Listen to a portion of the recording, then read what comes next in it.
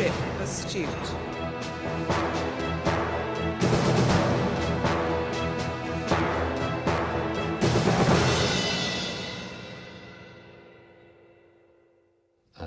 I'm from a company called PowerCut Limited. We're a small to medium-sized enterprise.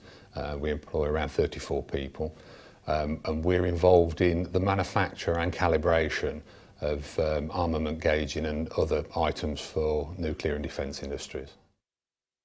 We're very important because we're probably at ground level. We're manufacturing high integrity parts that are part of a greater assembly, such as armament gauging, where the parts that we're making are actually checking the function of things like weapons, systems, etc. We get an enormous amount of satisfaction out of knowing that we're supporting our forces overseas, supporting the armed forces wherever they are and whatever they're doing, but also contributing to homeland security and ensuring that not only this country but the rest of the world are a safe place.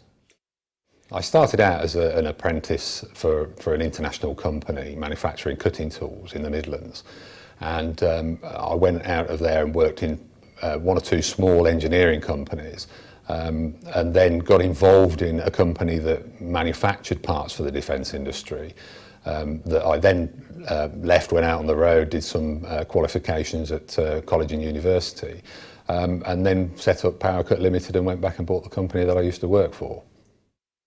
There are huge attractions with being part of the UK defence industry. Again, coming back to the fact that we provide systems that are helping with the security of people, the whole human race, I suppose, if you wanted to put it in that way, both here and abroad. And we get challenged on a day-to-day basis to make things that are technically better and more sophisticated, that are safe for operators to use, and go into more and more hostile environments. And that, as a technical challenge on its own, is an excellent thing to be a part of. I think if I was trying to encourage somebody into the defence industry, I'd say ask yourself several questions. Do you want to be in a technically challenged environment?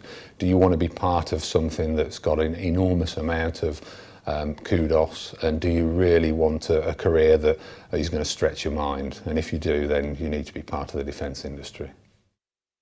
Well, I believe that if people were to look at the defence industry as a whole, and I loosely touched on armaments, armaments is only a very small part of the defence industry, and the defence industry technology that's created is often used to greater good in a lot of countries that really have no resources, such as countries like Africa, where the forces go out and they use our technology to better their environment. And if we saw more of the good things that go on in the defence industry, I think people's mind would change somewhat. I have no moral qualms at all. We're in the position where a lot of the technology that comes from the defence industry is actually used for good purposes, such as countries like Africa, where our technology is used to put people in the position where they've got a better environment to live in. And if people saw more of the good things that we do in the defence industry, then I believe they'd be very proud of that, and they would also buy into the industry.